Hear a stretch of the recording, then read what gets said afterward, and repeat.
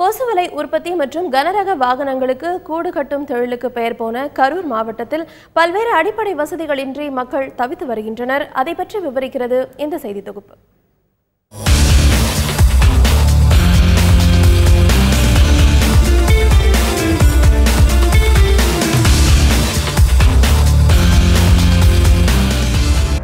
ஜவுளி, கொசுவலை உற்பத்தி, பேருந்து கூடு கட்டும் தொழில் ஆகியவை கரூர் மாவட்ட மக்களின் வாழ்வாதாரங்கள்.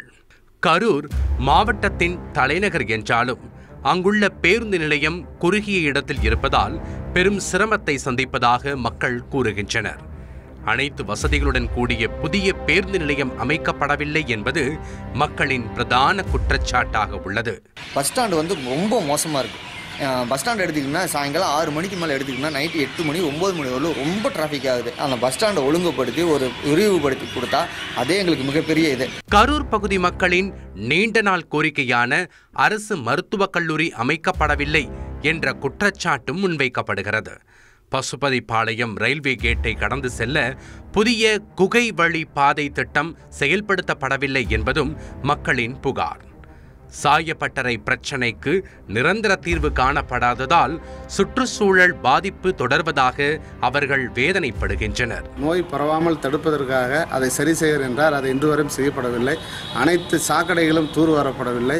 நகரில் பெரிய அளவில் இதுவரை சாலைகள் போடப்படவில்லை.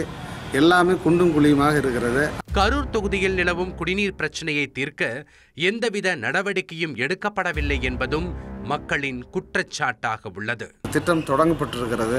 அந்த தொடங்கப்பட்ட திட்டம் எந்த அளவுக்கு செயல்பட்டிருக்கிறது என்று பார்த்தால் அது இன்று வரை முழுமையாக செயல்படுத்தப்படவில்லை.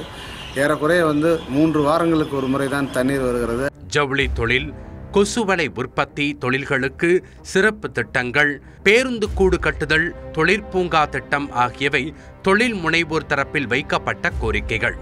இவை இன்றளவும் நிறைவேற்றப்படவில்லை என்று அவர்கள் கூறுகின்றனர். குடிநீர், பேருந்து நிலையம் உள்ளிட்ட வசதிக்காக இயங்கும் பொதுமக்களும் தொழில் வளர்ச்சிக்கான திட்டங்களுக்காக காத்திருக்கும் தொழில் முனைவோரும் தங்களின் கோரிக்கை நிறைவேறுமா என காத்திருக்கின்றனர்.